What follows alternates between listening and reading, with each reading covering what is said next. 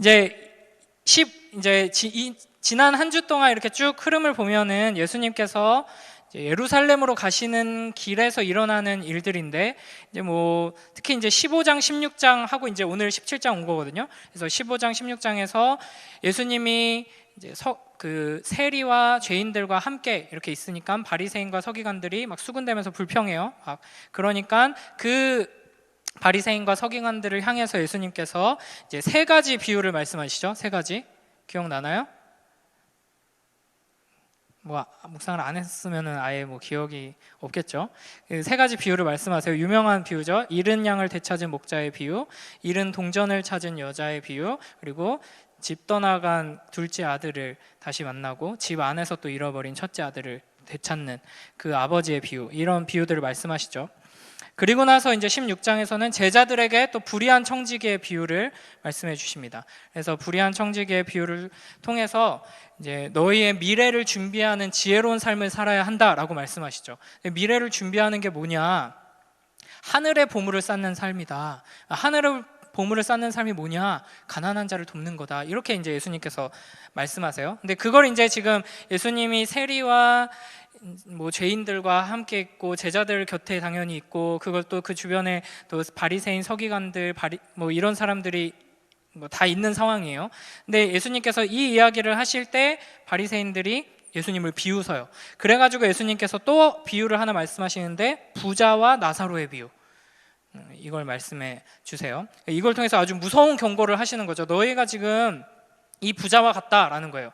엄청 부자여가지고 왕이 입는 옷을 입고 막 맨날 성대하게 잔치를 하면서 이렇게 살아가는데, 자기 집 대문 앞에서 병 들어가지고 부자가 죽어가고 있는데 그 음식도 나눠주지 않고 돌보지 않아가지고 이제 죽고 나서 이 거지는 천국에 가고 이 부자는 지옥에 떨어진 거예요. 그래서 그 상황에서 벌어지는 일들에 대해서 교훈하시면서, 너희가 하나님 말씀이 이렇게 선포되고 하나님 나라가 여기 임했는데 이걸 보면서도 비웃고 순종하지 않고, 이 말씀이 우리에게 요구하시는 바 하나님 사랑, 이웃 사랑, 그래서 가난한 자를 돕는 그런 실천이 너에게 없기 때문에 너희는 지옥에 떨어진다.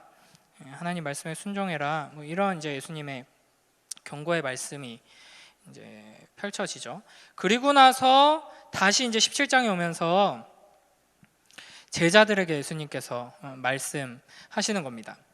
그래서 이제 오늘 말씀을 통해서 여러분이 제자의 삶이 무엇인가, 예수님 믿는다는 게 무엇인가, 이걸 조금 생각해 보려고 합니다. 지금 다 성경책 가지고 있죠? 성경책, 어플로 보는 사람도 있고. 오늘 본문은 크게 세 가지 주제로 세 단락으로 나눌 수 있고 세 가지 키워드가 있어요. 어떻게 나눌 수 있을까요? 세 가지 키워드를 뭘로 할 수 있을까요? 아무나 발표해 보세요. 선물 줄게요. 세 가지 키워드. 오늘 본문을 세 단락으로 나눌 수 있는데 그 각각의 중심되는 키워드가 뭘까요? 크게. 용서. 좋아요. 용서. 그 다음에 첫 번째 키워드는 용서, 딩동댕. 두 번째 키워드는 믿음, 딩동댕. 세 번째 키워드는 종이 할 일, 딩동댕. 맞습니다. 여기 다 써있죠? 성경책에. 성경책에 써있고 오늘 설교 제목이기도 하죠. 근데 이게 이제 여러분이 제가 요즘 매일 성경 큐티책을 잘 안 사가지고 모르겠는데, 이제 그냥 이 본문만 읽고 묵상한다든지, 큐티책에선 잘 나와 있겠죠. 근데 이제 분량상 자세히 나와 있지는 않아요. 그래서 요 한 단락 한 단락을 따로 놓고 보면, 따로 깊이 묵상하면 또 이제 아주 중요한 메시지들이 있어요. 근데 요 세 가지 메시지가 이 자리에 이렇게 구성되어 있는 이유가 또 있거든요. 그래서 그런 측면에서 좀 이 세 키워드를 한 묶음으로 해서 오늘은 살펴보려고 합니다. 먼저 1절 한번 읽어볼게요. 시작. 예수께서 제자들에게 이르시되 실족하게 하는 것이 없을 수는 없으나 그렇게 하게 하는 자에게는 화로다. 실족하는 게 뭔지 알아요? 실족. 보통 막 뉴스에서 실족사했다 이러면 어떻게 죽었다는 거예요? 저기요? 실족사. 떨어져가지고 뭐 죽는다 이런 걸 표현할 때 실족사 한다고 하죠. 여기서 이제 실족한다라는 표현은 뭐 이렇게 덫에 걸리다, 함정에 빠지다, 넘어지다, 떨어지다 뭐 이런 의미를 가지고 있어요. 근데 이걸 이제 영적으로 보면은 실족하게 하는 것이 없을 수 없다. 이게 뭐 이 당시에 뭐 이스라엘의 구덩이가 많고 뭐 덫이 많이 설치되어 있고 이래서 이제 하신 말씀이 아니라 영적으로 우리가 믿음 안에서 바른 길로 가고자 하는데 자꾸만 넘어지고 이렇게 상처받고 또 이렇게 뭐 함정에 빠지고 이러는 일이 있다 없다? 없을 수 없다. 있다는 거예요, 없다는 거예요? 그렇죠. 없을 수 없다. 그러니까 있을 수밖에 없다. 있다라는 거죠. 그러니까 그런 일들로 가득해요. 마귀의 유혹과 공격이 가득한 세상을 살고 있고 이제 외부에서만 공격을 하면 그나마 다행인데 가장 큰 공격은 어디서 온다 그랬어요? 우리 안에서 내 안에 있는 불신앙과 게으름과 뭐 이런 것들이 자꾸만 예수님을 제대로 믿는 일에 있어서 이제 방해를 하고 이제 공격을 하죠. 근데 이제 실족하게 하는 것이 없을 수 없다 하는 게 이제 우리의 현실인데 그 다음에 이제 나오는 말이 그러나 내가 너희와 함께 하겠다 뭐 이렇게 하신다든지 그러나 걱정하지 말아라 이렇게 하시면 좋을 것 같은데 무서운 말을 하세요. 그렇게 하는 자는 화로다. 화로다 뭐예요? 화로다. 대답을 화로다. 화로 뭐 고기 구워 먹는 화로? 화로다. 저기 카페거리에 화로정 고깃집 보면 맛있는데 화로다. 이거 앞에서 예수님께서 화 있을진저 이렇게 말씀하시던 그 단어예요. 이게 좀 되게 어색한 우리한테 익숙하지 않은 표현인데 뭐 반대말로 치자면 복되다, 행복하다, 너희는 참 복되다 이런 말과 반대로 화로다. 이제 심판을 선언하시는 거죠. 예수님을 대적하는 자들 뭐 이런 예수님을 거부하는 마을들에게 예수님께서 화 있을진저 이렇게 말씀하시는 그 말을 지금 제자들에게 하시는 거예요. 근데 좀 이게 억울하죠. 이 세상의 현실이 어떠냐면 우리가 실족하지 않을 수 없어요. 하지만 실족하게 하는 자는 화로다 이렇게 하시는 거예요. 근데 자세히 보면은 뭐냐면 우리가 함정에 빠지고 사탄이 공격해가지고 넘어지고 이제 이러는 것은 그럴 수 있다. 그러나 그렇게 하는 자, 그러니까 다른 누군가를 넘어지게 하는 자는 저주가 있을 것이다. 이렇게 무섭게 말씀하시는 거죠. 2절을 보면요. 자, 우리 2절도 한번 읽어볼게요. 시작. 그가 이 작은 자 중에 하나를 실족하게 할진대 차라리 연자맷돌이 그 목에 매어 바다에 던져지는 것이 나으리라. 이것도 이제 제자들에게 예수님께서 여러분에게 하시는 말씀입니다. 굉장히 무서운 말씀이에요. 이 작은 자 중에 하나를 넘어지게 하면 안 된다는 거죠. 그러니까 화로다 선언하신 그 대상이 작은 자를 넘어지게 하는 작은 자는 누구일까요? 172야? 작은 자?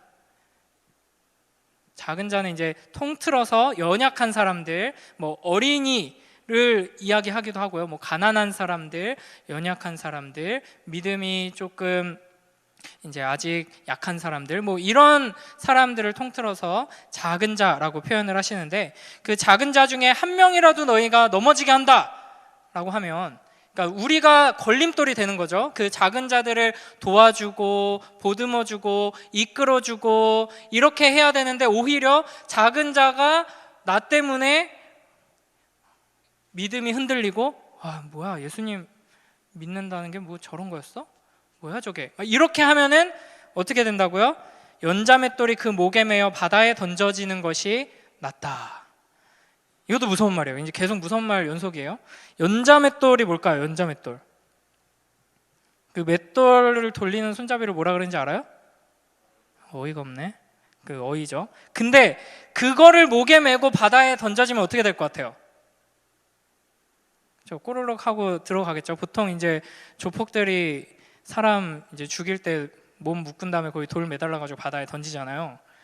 그런 거 몰라요? 조폭들의 세계 잘 몰라요? 저도 모르지만 영화에서 막 그런 거 하잖아요. 근데 여기서 맷돌은 그것보다 더 큰 거예요. 이 이스라엘 사람들의 맷돌은 여러분 맷돌 실제로 본 적 잘 없죠? 이렇게 돌 큰 거 2개 동그란 거 이렇게 나무 막대에 꽂아가지고 이렇게 돌리는 거, 그건데 여기서 말하는 연자맷돌은 사람이 손으로 돌리는 게 아니라 나귀가 이렇게 돌리는 맷돌이어서 보통 우리 키 정도만한 동그란 바위인 거예요. 그거를 목에 매달고 이제 바다에 던져지는 걸 생각해 보세요. 이제 뭐 죽이는 거죠. 사형인데, 이것도 이스라엘 사람들 입장에서는, 이스라엘 사람들은 바다가 혼돈의 장소였거든요. 그래서 이제 사탄이 지배하는 곳이라고 생각했어요, 바다는.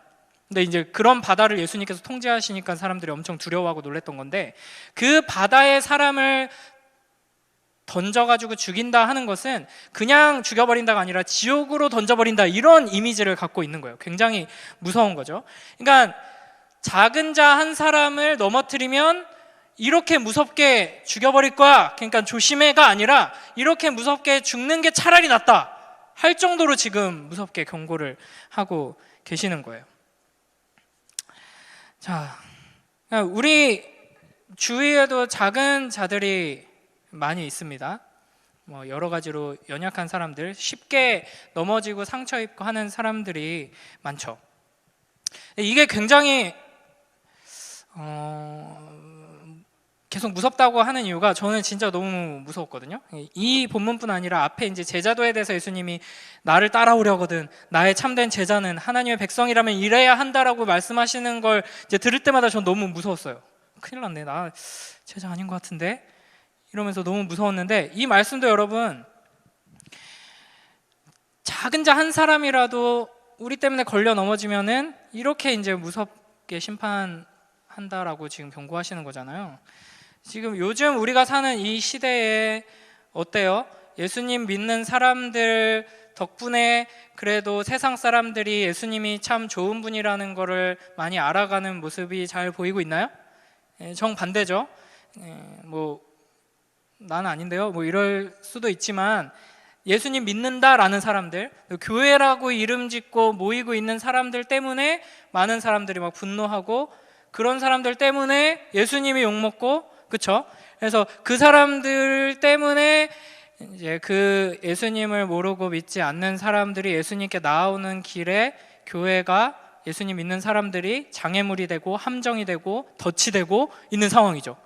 그런 상황 속에서 예수님께서 이렇게 말씀하시는 거예요. 근데 사실은 우리 일상 속에서도 이게 이제 적용이 됩니다. 꼭 그렇게 거대하게 예수님의 이름에 먹칠을 해야지만 이 말씀에 걸리는 게 아니라, 정말 연약한 사람 한 사람이 여러분 때문에 상처 입었다 이러면 이제 여기에 딱 여러분이 이제 걸리게 되는 거예요. 근데 이게 잘 생각해 보면 굉장히, 자꾸 무섭다 그러면 남양택식도 아니고, 왜 무섭냐면, 작은 자라고 한다면 말 그대로 진짜 연약한 자거든요. 어린아이 같은 사람일 수 있어요. 만약에 우리 중에 뭐 믿음이 어린 사람이 있을 수 있고, 이제 성품이 되게 연약한 사람이 있을 수 있어요. 그러니까 성격 파탄자 같은 사람. 근데 우리 안에 있단 말이에요, 우리 형제 자매로. 근데 그 사람을 상처 입히는 일이 쉽게 일어날 수 있어요. 왜냐하면 내가 무언가를 잘못해서 그 사람이 쉽게 상처 입을 수도 있지만, 내가 잘못한 게 하나도 없는데 그 사람이 뭔가를 오해하고 그 사람이 성격 파탄자여가지고 나 너 때문에 상처 입었어, 이렇게 될 수도 있거든요. 이거 모든 걸 포함입니다. 그러니까 이거 우리가 지키기가 참 어려운 말씀을 지금 예수님께서 하고 계시는 거죠. 그래서 3절에 보면 스스로 조심하라 라고 말씀하십니다. 그러니까 우리 스스로도 넘어지지 않도록 조심해야 하고, 우리 주변의 작은 자들이 나 때문에 넘어지지 않도록 또 우리는 조심해야 하는 것이죠. 그리고 나서 이제 3절에서 뭐라고 하시냐면, 이제 반대 경우를 말씀하세요. 만일 내 형제가 죄를 범하거든, 이라고 말씀하시죠. 그러니까 내가 뭔가를 잘못하고 내가 누군가를 넘어지게 만드는 경우 말고, 반대로 누군가가 이제 나를 실족하게 만들고 넘어지게 만들고 이랬을 때 그러면 어떻게 해야 하느냐. 그러니까 지금 예수님께서 말씀하시는 걸 잘 들어보면, 우리가 지금 처한 현실이 내가 상처 입기도 쉽고 내가 넘어지기도 쉽고 내가 누군가를 넘어뜨리기도 쉽고, 이게 지금 큰일 났죠 지금. 자, 그럴 때 이제 어떻게 하라고 하시냐면, 경고하고 회개하거든 용서하라. 드디어 이제 용서가 나오죠. 이제 1차적으로 경고하는 게 중요합니다. 누군가가 이제 우리를 상처 입히고 넘어지게 만들고 이제 죄를 지어요. 죄를 지어가지고 우리로 하여금 예수님을 바르게 믿는 데 있어서 굉장한 악영향을 끼칠 때 그냥 가만히 있거나 못 본 채 하거나 하면 안 되고 이제 경고를 해야 한다는 거예요. 이건 쉽지 않습니다. 어떻게 경고를 해야 하냐면 하나님께서 이스라엘에게 경고하셨던 것처럼 경고해야 돼요. 그냥 정죄하고 비웃으면서 너 그거 잘못하는 거야, 너 그러다 큰일 나, 이렇게 하는 게 아니라 사랑으로 그 사람이 회개하고 돌아올 수 있게 이제 하나님의 말씀으로 하나님께서 하신 것처럼 경고를 해야 돼요. 여기서부터 쉽지가 않아요. 여기서부터 쉽지 않은데 그렇게 경고했을 때 죄를 범한 형제가 회개한다면 내가 잘못했네, 죄송합니다, 잘못했습니다, 회개합니다 라고 하면 어떻게 하라고요? 용서해줘라 라고 하는 거죠. 근데 이제 우리가 흔히 오해하는 것 중에 하나가 성경에서 용서를 강조하죠. 예수님의 사랑, 이제 기독교는 사랑의 종교다라고 할 때 그 사랑의 본질, 핵심은 용서예요. 용서하는 사랑. 근데 뭐 무조건 용서한다고 생각하는데 사실은 논리적으로 사과하지 않는 이상 용서할 수는 없습니다. 그러나 사과하고 회개할 때는 이제 끝까지 용서하라 라는 게 이제 성경의 원리거든요. 여러분 그 옛날 영화인데 혹시 아는 사람, 밀양이라는 영화 알아요? 밀양. 큰일 났네.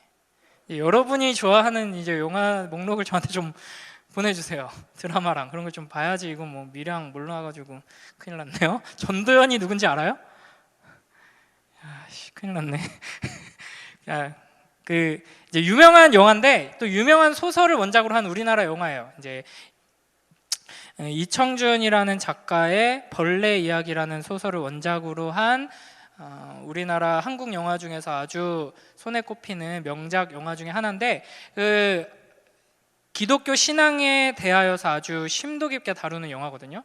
네, 뭐 대략적인 이야기가 어떤 이야기가 나오냐면 이제 여자 주인공이 좀 이제 슬픈 일을 겪고 남편을 잃고 이제 남편이 살던 마을로 이사를 갔어요. 근데 거기서 이렇게 지내다가 하나밖에 없는 아들이 어떤 나쁜 사람한테 유괴를 당해서 이제 죽어요. 이제 그래서 이제 막 거의 이제 정신을 잃고 막 이렇게 살다가 이제 주변 사람들의 도움으로 이제 예수님을 만나게 돼요. 교회를 나가게 되고 그래서 예수님을 영접하게 되고 그래서 어디까지 가게 되냐면 내 아들을 죽인 그 범인을 용서해야겠다 하고 면회를 가요. 이제 교도소에. 면회를 갔는데 그 범인이 면회장에 이렇게 막 유리로 막힌 대로 이렇게 만나잖아요. 구멍 뻥뻥 뚫린 대로. 거기로 나오는데 해처럼 밝은 얼굴로 나오는 거예요. 그래서 이제 막 몸을 벌벌 떨면서 용서하려고 딱 이렇게 큰 결심을 하고 기도하고 딱 갔는데 해처럼 밝은 얼굴로 딱 앉는 거예요. 그래서 자기가 예수님을 만났다. 그러니까 이 여자가 말해요. 내가 예수님을 만나서 당신을 용서하러 왔다 그랬더니 이 범인이 하는 말이 너무 잘 됐네요. 저도 여기서 예수님을 만났어요. 예수님께서 제 모든 죄를 사해 주셨어요. 이렇게 얘기를 하는 거예요. 그래서 이 여자가 너무 충격을 먹었고 하나님한테 막 욕해요. 내가 용서 안 했는데 감히 하나님이 왜 용서했어요? 이러면서 이제 막 이런 이야기가 나오거든요. 그러니까 이 용서라는 것은 사죄 회개를 할 때에만 받을 수 있는 거거든요. 그래서 이 사람이 이 감옥에 있는 범인이 진짜로 예수님을 만났으면 한편으로는 자유함을 얻고 이제 구원의 그 감격이 있겠지만 또 한편으로는 뭐가 있어야 돼요? 이 두 가지를 제가 항상 강조하죠. 내가 저지른 이 끔찍한 죄에 대한 괴로움이 또 동시에 있어야 되고 그 안에서 이렇게 씨름하다가 이 여자가 찾아왔을 때 무릎 꿇고 엉엉 울었어야 돼요. 그렇죠? 근데 이 사람은 이제 복음이라는 것을 이상하게 받아들인 거죠. 이게 사실은 쉽지 않거든요. 아무리 이제 용서를 구한다고 해도 이런 상황에서 용서해 주는 게 쉽지 않은데 4절에 보면요. 어떻게까지 용서하라고 하시냐면 만일 하루에 7번이라도 내게 죄를 짓고 7번 내게 돌아와 내가 회개합니다 라고 하면 용서해 줘라 라고 말씀하십니다. 7번. 하루에 7번이에요. 하루에 7번. 이게 이제 무슨 의미일까? 이 옛날에 제가 어디 인터넷에서 본 미국 유머 같은데 이런 이야기가 있어요. 어떤 할아버지가 이제 나이가 아주 많은 할아버지가 평생 부부싸움을 한 번도 안 하고 살았다는 거예요. 그래서 이제 어떤 기자가 인터뷰를 하러 갔어요. 그래서 어떻게 그렇게 평생 부부싸움을 한 번 안 하고 사셨습니까? 비결이 뭔지 알려주세요. 그랬더니 이제 이야기를 들려줘요, 이 할아버지가. 제가 이제 결혼하고 신혼여행을 갔는데 신혼여행 갈 때 고양이 한 마리를 데리고 갔습니다.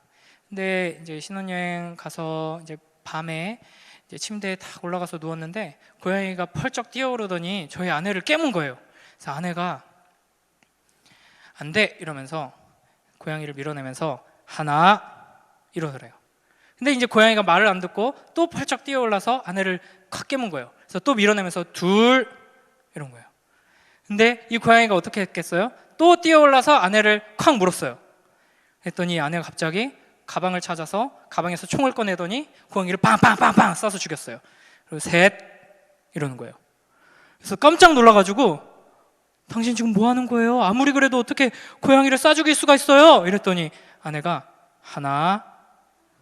그래서 평생 아내와 싸우지 않고 잘 지냈습니다. 이제 이렇게 인터뷰를 했다고 해요. 그러니까 이런 식으로 예수님께서는 7까지는 참아라 이렇게 말씀하시는 걸까요?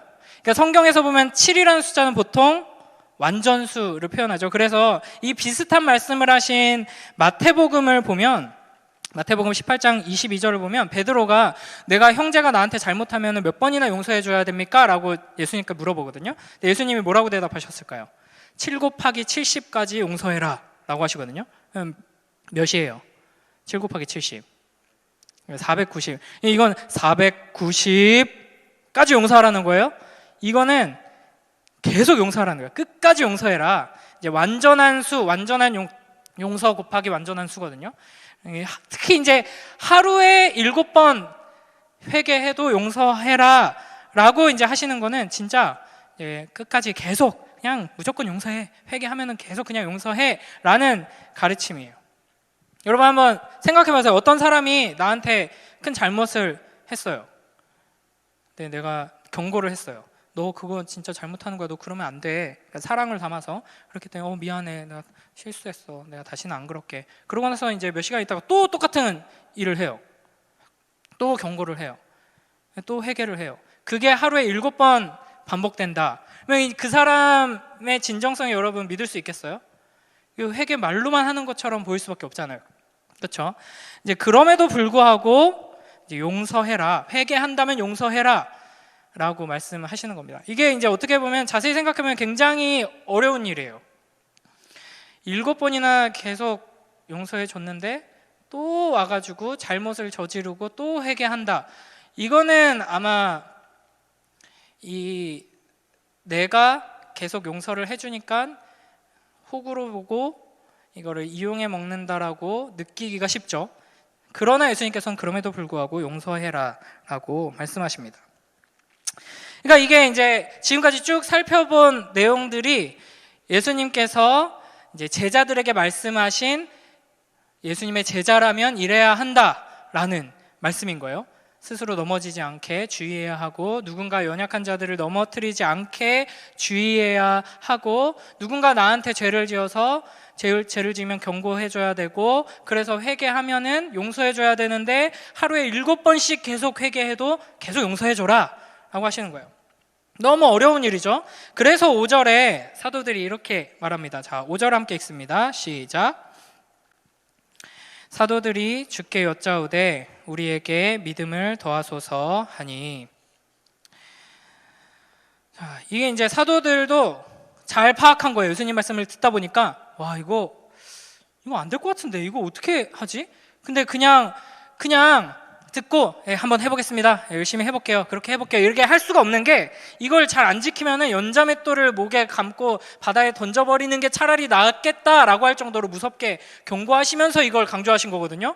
그러니까 지금 제자들은 너무 두려운 거예요. 이렇게 해야 되는데 근데 아무리 생각해도 스스로로 돌아봤을 때 내가 이렇게 용서할 수 있을까? 서로를 돌아봤겠죠. 이게 주로 이제 제자들에게 이르시되 이제 형제가 죄를 범하거든 이거든요. 너희 서로를 보라는 거예요. 여러분 지금 서로 여기 있는 분들은 한번 서로를 보세요.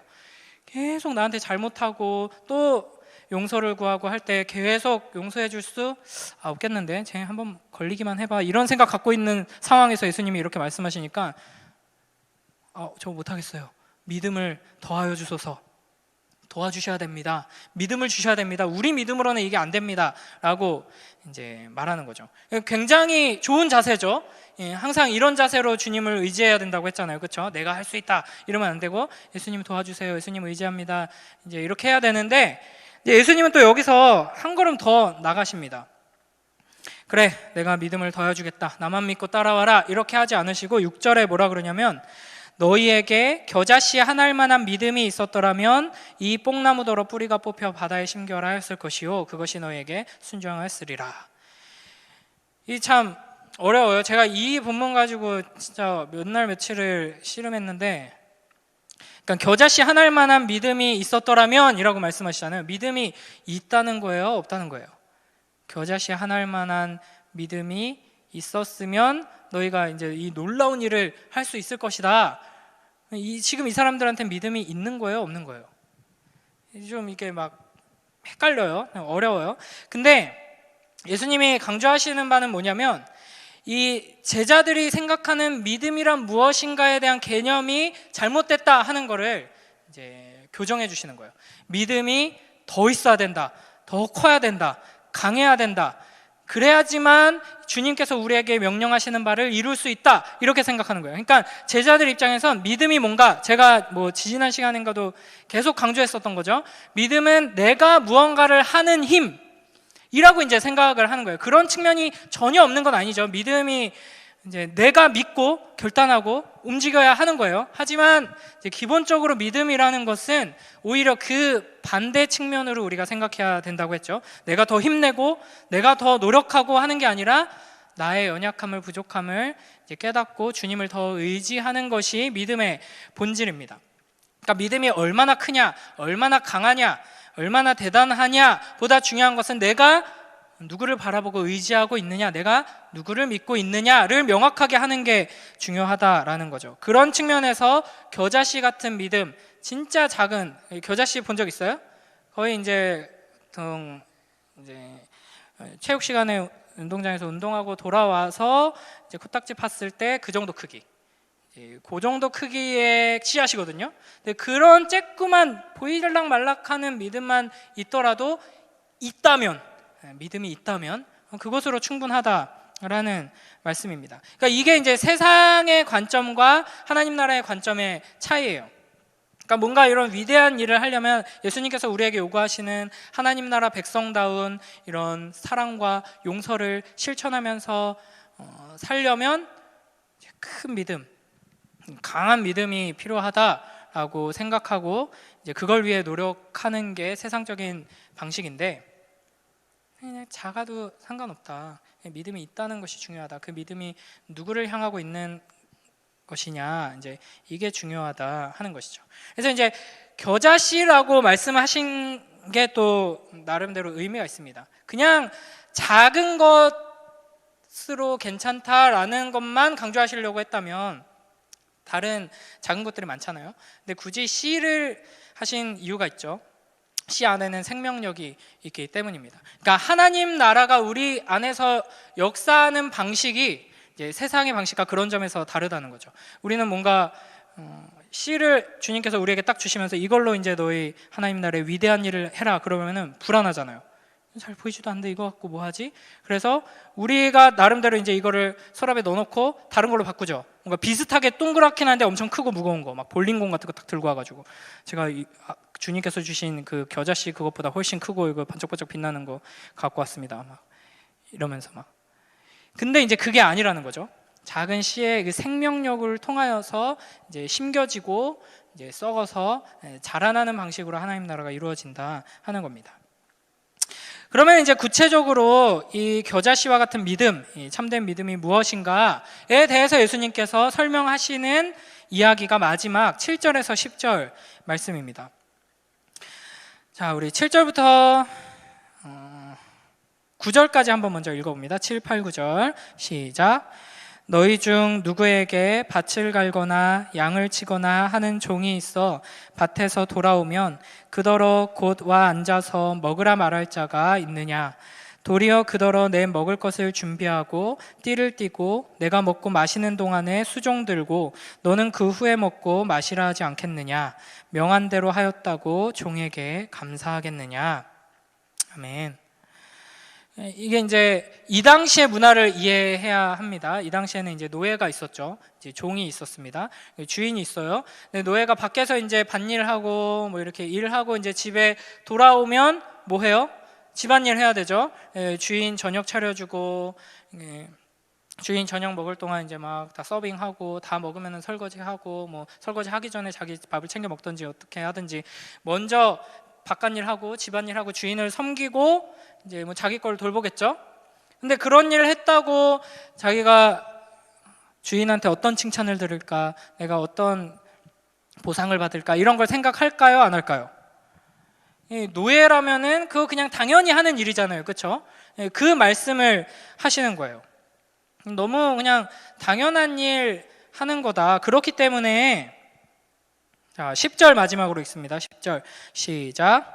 이와 같이 너희도 명령받은 것을 다 행한 후에 이르기를 우리는 무익한 종이라 우리가 해야 할 일을 한 것뿐이라 할지니라.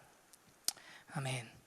그러니까 그런 것처럼 너희도, 예수님의 제자들도 이렇게 사랑하고 용서하고 섬기고 또 가난한 자들에게 베풀고 이렇게 해야 돼요. 예수님께서 명령하셨어요. 근데 해야 되는데 이걸 하면서 이걸 하면 내가 예수님께 뭘 얻을 수 있을까, 이런 거 생각하면서 하라는 게 아니라는 거예요. 어떻게 하라는 거예요? 그냥 당연히 해야 되는 일이다 라는 거예요. 억울하죠?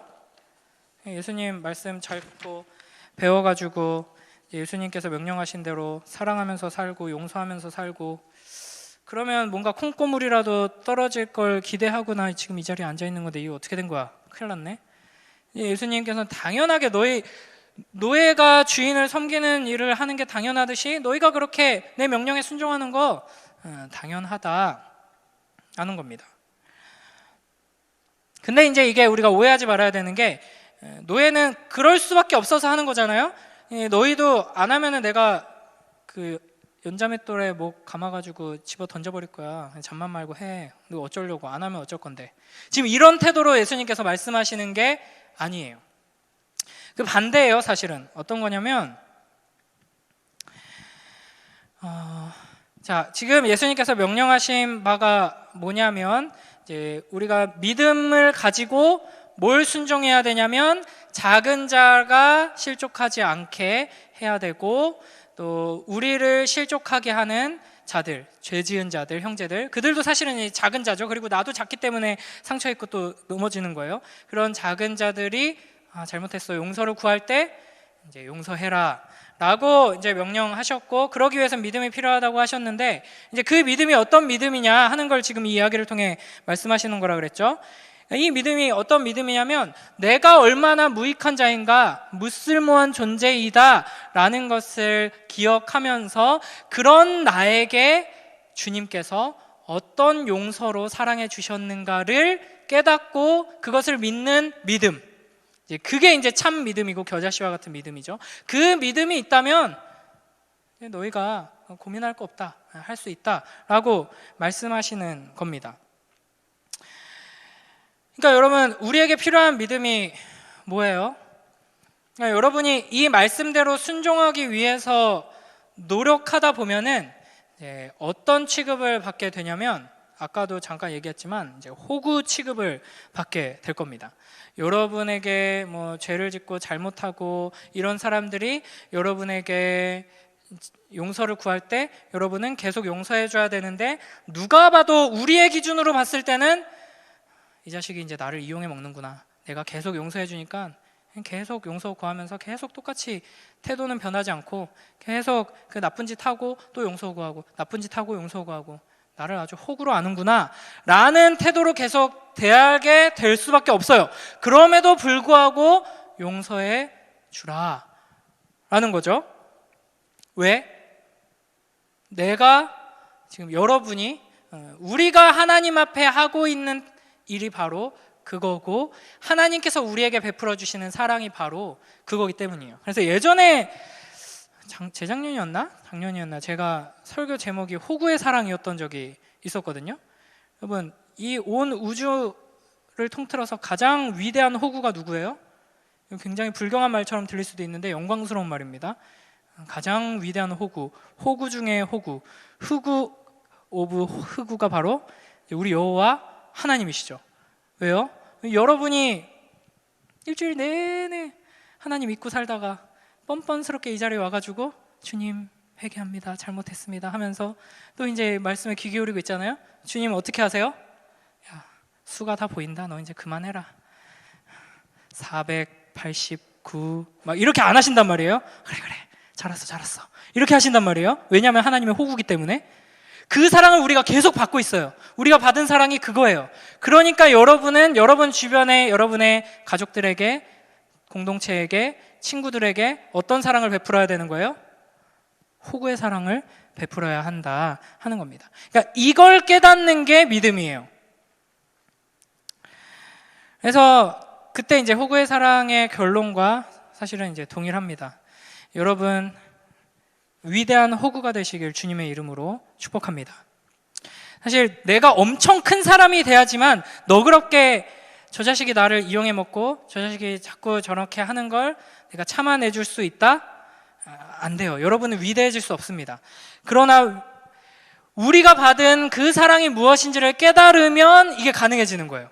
여러분이 막 너그러워지고 다 이해할 수 있는 그런 큰 품을 가질 수는 없지만 차마 내가 지금 하나님께 계속 그렇게 하면서 하나님께 그런 사랑을 받고 있는데 이제 나한테 와가지고 용서 구하는 그 친구를, 그 가족을, 그 지체를, 그 이웃을 이제 용서해 줄 수밖에 없는 자리로 이제 가게 되는 것이죠.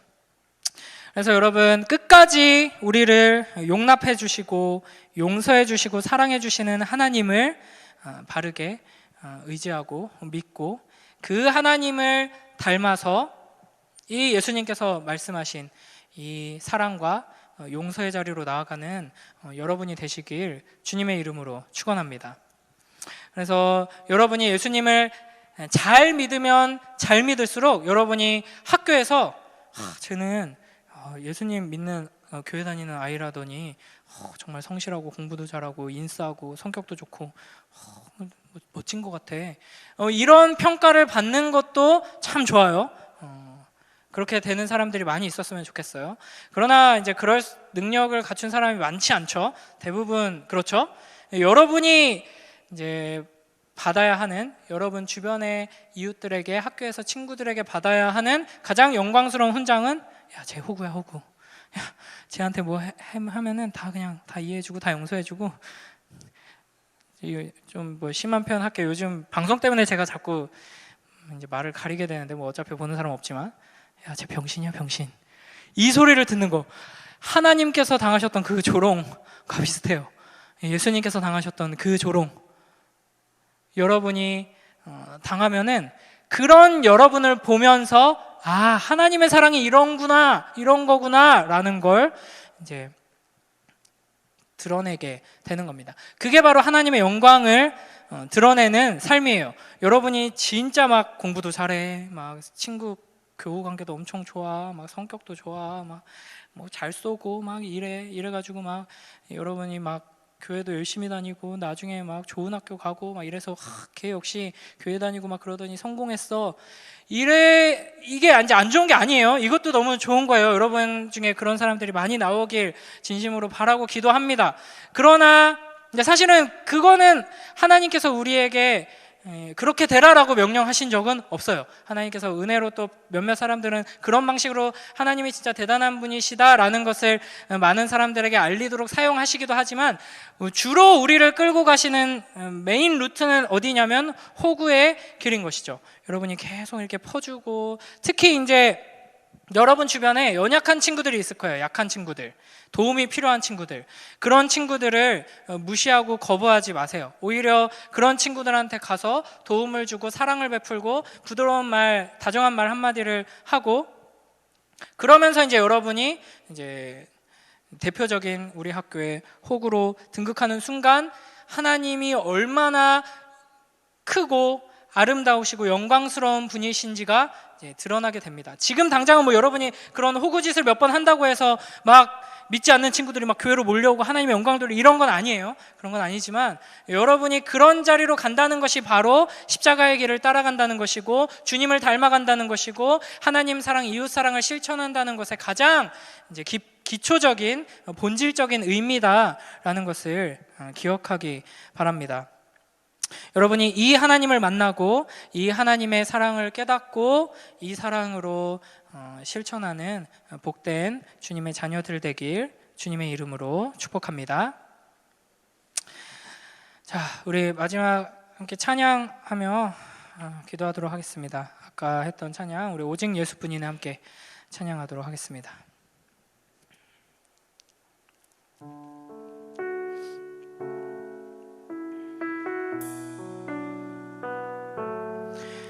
우리가 이제 말씀으로 들었듯이 머리로 안다고 해서 되는 게 아니에요. 이런 사랑의 실천, 예수님의 제자다운 삶이라는 게 결코 쉬운 게 아니고 예수님의 제자들도 예수님 말씀 듣고는 깜짝 놀라서 믿음을 더하여 주소서 이렇게 할 정도로 이게 결코 쉬운 길이 아닙니다. 그래서 이제 우리에게 필요한 게 은혜죠, 은혜. 이런 이야기를 여러분 계속 들어야 돼요.